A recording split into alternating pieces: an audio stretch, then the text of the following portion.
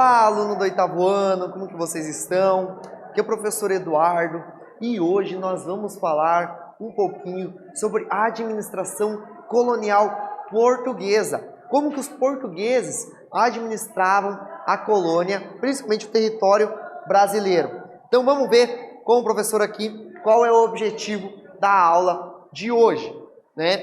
Então o nosso objetivo, pessoal, é identificar os principais elementos da administração colonial portuguesa. Então, como que a colônia, ela administrava, como que Portugal, né, administrava as suas colônias, principalmente o Brasil, né, o nosso país, que era a principal colônia que eles tinham, tá? Então, aqui no mapa, gente, a gente consegue ver que os portugueses, eles construíram um império ultramarino, né, em várias partes do mundo. Quais será que foram os mecanismos usados pela coroa portuguesa para administrar suas colônias, especialmente no Brasil? Como que ele utilizou, o que que ele fez para continuar administrando e continuar mantendo as suas colônias, né, por tanto tempo, né? Então aqui a gente tem um mapa que mostra o tamanho do território, né, e os lugares onde ele foi construindo, né, seu império, né, principalmente na América, né, no caso no Brasil, e também na África, né? Aqui Angola e Moçambique, né? Além de umas ilhas, várias ilhas, Cabo Verde, São Tomé, né? E outras ilhas. Um dos modos, né, de proteção e também de administração eram as feitorias, né, gente? O Império Português, ele construiu então diversos fortes e também feitorias, né? Que era local fortificado ou não, geralmente perto ali a um posto, né? Um lugar que mostrava ali que ali havia alguém dominando, né? As feitorias ali mostrava ali que aquela região era dos portugueses, né? E essas feitorias a gente tinha entre a América e o Japão, né? A gente tem regiões ali na Ásia, inclusive a gente tem uma região pequenininha ali próximo da China, Macau, que fala português, que uma das línguas é o português até os dias de hoje. Olha que engraçado, né? E ele controlava boa parte do comércio através do Oceano Índico e Atlântico Sul, né? E esse comércio rendia enormes lucros à coroa portuguesa. O tráfico negreiro também posteriormente, né, vai render muitos lucros para os portugueses, né? E aqui a gente tem uma feitoria da mina na atual Gana, construída em 1482. Lembrando que eles chegaram no Brasil posterior à África, tá, gente? E a ocupação do território brasileiro, gente? Quando os portugueses chegaram aqui, diferente do que aconteceu com os espanhóis, né, eles não acharam a primeiro momento, né, só no século XVIII que eles foram achar mesmo, né, mas eles não acharam metais preciosos, certo?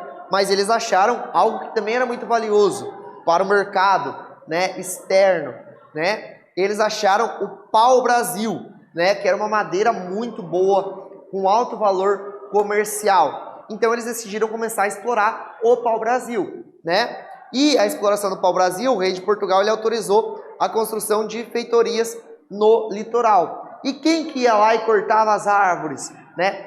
Os indígenas. Eles começaram a usar o trabalho indígena através do chamado escambo, né, que era a troca pelo trabalho ali por algum objeto, né, um espelho, tecido, objetos que os indígenas não tinham, eles começam a trocar, né, com os indígenas em troca do seu trabalho, né? Gente, vamos para a primeira atividade da aula. Então, analisando o mapa, eu quero que vocês respondam. Quais que foram os dois continentes, os dois principais, em que o domínio territorial português foi maior? Segundo o mapa, né, qual continente ali Portugal dominou mais vastas áreas? Né? Então, eu vou deixar vocês analisarem e responderem e a gente já volta.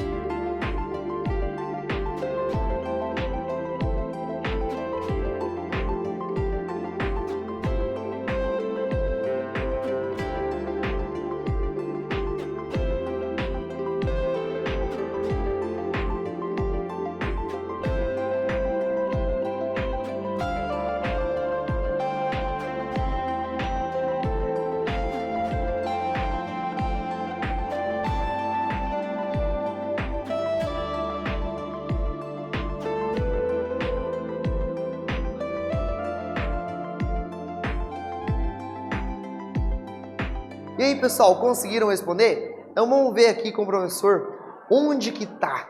Quais que são os dois principais continentes, né, que os portugueses dominaram vastos territórios. Como vocês podem ver, e o professor apontou até a flechinha para vocês aqui, ó, é o continente americano, a América, né, toda a América portuguesa aqui em vermelho, que é o Brasil, e a África também, a gente tem vastas áreas dominadas pelos portugueses, países que atualmente, inclusive, falam português, tá, gente? Que é, no caso, Angola, Moçambique também.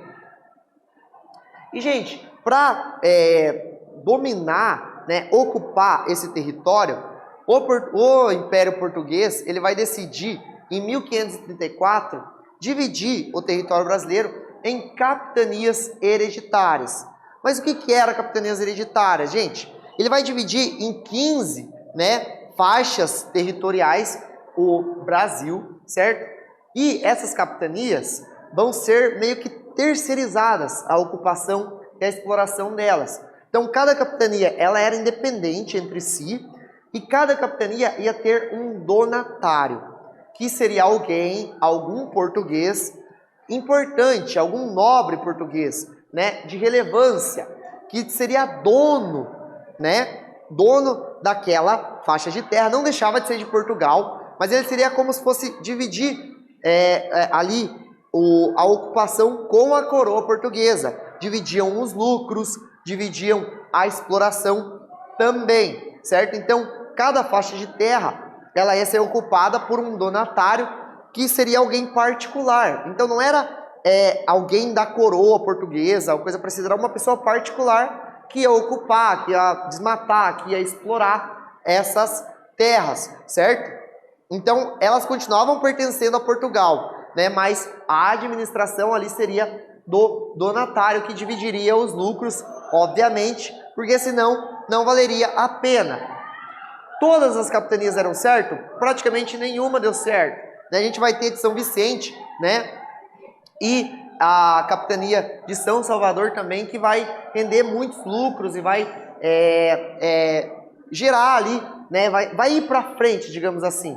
Mas a maioria das capitanias, inclusive, tem capitanias que o donatário simplesmente não veio. Até hoje tem capitania aí esperando que o donatário venha assumir ela, porque eles não vieram, não se interessaram, né? Então aqui a gente tem um mapa das capitanias hereditárias. E perceba, gente, que essa ideia começou só em 34. Até 1530, o Brasil ele ficou meio que terra de ninguém.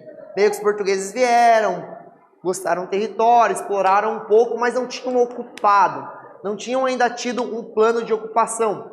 Esse plano de ocupação ele começa quando a gente tem outros países que começam a ficar de olho. Franceses começam a rondar a costa brasileira, holandeses começam ali a observar o Brasil e eles falam, opa, vamos marcar território aqui antes que alguém desses loucos venha e pegue a terra da gente, né?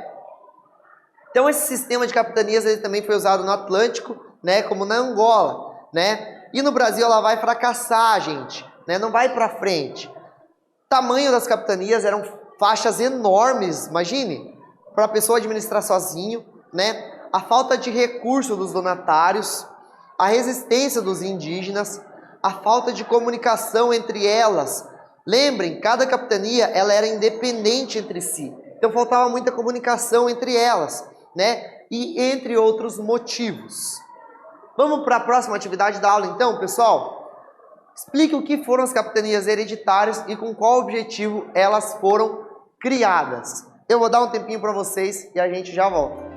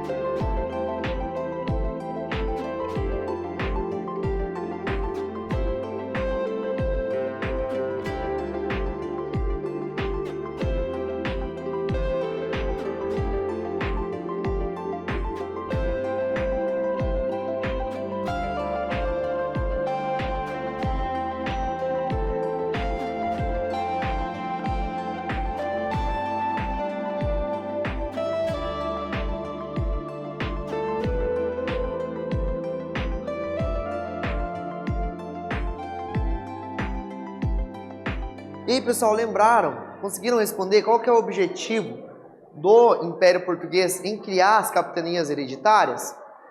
Então, as capitanias hereditárias, o que que elas eram? Né? Eram extensas faixas de terras que dividiam o território brasileiro. E tais faixas seriam administradas por donatários, né? Pessoas de confiança da coroa portuguesa. E o principal objetivo era ocupar esse território, ocupar o vasto território brasileiro. Não deu muito certo, mas tinha um objetivo, claro, que era ocupar finalmente o território brasileiro. Com o fracasso dessa ideia de capitanias, né, a gente vai ter então o governo geral. A coroa portuguesa vai instituir o governo geral, né? Isso em 1548, então foi bem próximo. As capitanias hereditárias duraram pouco tempo, né? E parte do poder daqueles donatários, então agora vai ser dividida com o governo geral. Não é que as capitanias, né, aquelas faixas de terras, elas deixaram de existir, mas agora a gente tem um governo geral administrando tudo isso, certo?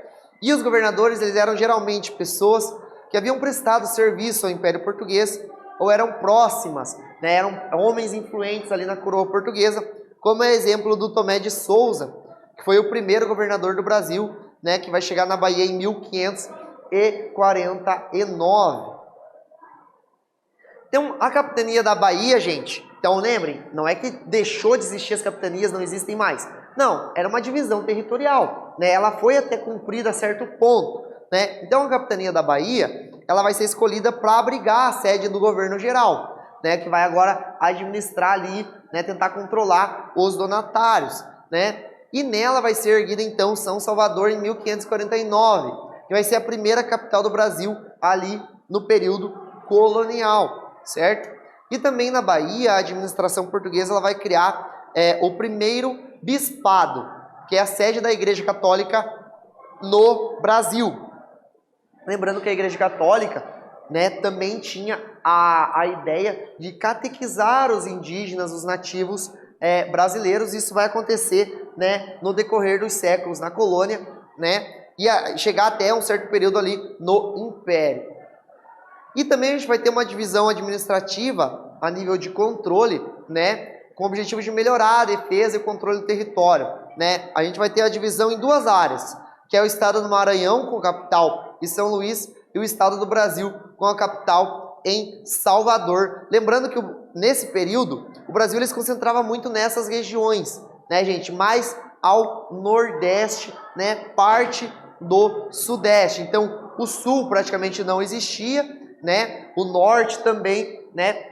Terra desconhecida, assim como o centro-oeste, que foi uma das últimas áreas, uma das últimas regiões brasileiras a serem exploradas, né? A nível municipal, a gente vai ter também a importância das câmaras municipais, né? O rei de Portugal ele vai criar, então, né, em 1532, né, esses órgãos encarregados de administrar as vilas brasileiras. Então a gente também tinha a administração municipal, que era feita ali nas câmeras municipais também, através de vereadores e tudo mais, né, nas câmaras municipais. E quem estava ali, geralmente nas câmaras municipais, eram os homens bons, né, se chamavam homens bons, né, geralmente eram pessoas com riqueza, com prestígios, né, grandes proprietários de terra. A gente tem que lembrar que no Brasil, gente, a gente tem muito latifúndio. A colônia, ela começa com grandes latifúndios, que nada mais eram do que as capitanias hereditárias. Vinha um cara lá de Portugal, que seria meio que dono, né? Era de Portugal, mas ele que ia administrar, ele que ia cuidar aí de uma vasta faixa de terra. Poderia dar para parentes, para familiares, porque a intenção justamente era ocupar o território, né? Então a gente já vai ter grandes proprietários de terra, né, e grandes comerciantes, né? E para ser vereador não bastava a riqueza ou prestígio, mas a gente precisava ter a tal da pureza de sangue, né? O que era isso na ideia europeia, naquele contexto portuguesa? Não era aceito descendentes de negros e judeus, nem mulheres, né? Isso seria alguém puro de sangue. E aqui, gente, a gente tem um esquema que mostra mais ou menos como era a administração da época, né? Então a gente tem a coroa portuguesa no topo, né? A coroa portuguesa, ela doa, né, ali para os donatários as faixas de terra, institui o governo geral, e da coroa portuguesa também, a coroa portuguesa sempre muito aliada à Igreja Católica, dá liberdade para a Igreja Católica exercer o mesmo poder que exercia em Portugal, né, de catequizar e tudo mais, né? E a partir do governo geral, nas regiões municipais, a gente vai ter as câmaras que vão ser muito importantes para as administrações locais e a administração das primeiras vilas portuguesas, sempre pelos portugueses, né? E quem mandava eram os homens bons, né? Homens de influência. Gente, vamos para mais uma atividade? Aqui a gente tem a imagem, né, de uma fonte, né, de um mapa. Então, quero que vocês analisem esse mapa que é lá de Salvador, né, e realizem uma breve descrição.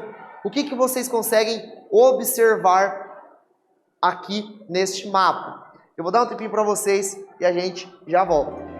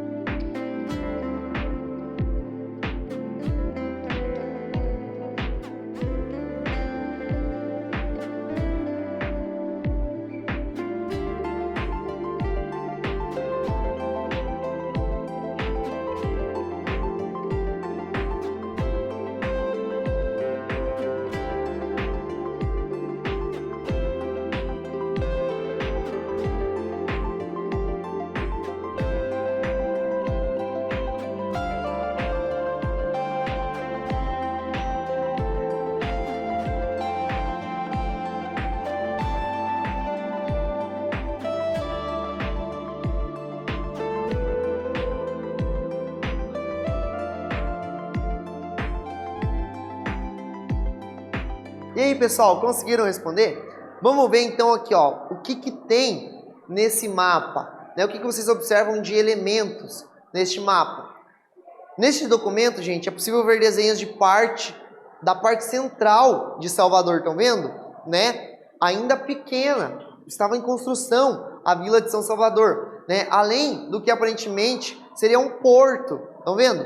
Não parece um porto, né? Com várias embarcações portuguesas, certo? Além de outros elementos que vocês podem ter visto, né? Terras, plantações, montanhas, casas, né? Fica a critério de vocês a descrição do documento, beleza, galera? Então, o que a gente viu nessa aula, né? A gente estudou as estratégias utilizadas pela monarquia portuguesa para administrar os territórios conquistados, com destaque para as feitorias, as capitanias hereditárias, o governo geral e as câmaras municipais. Essas são as nossas referências das imagens, e essa foi a nossa aula de hoje, pessoal. Espero que tenham gostado e até uma próxima.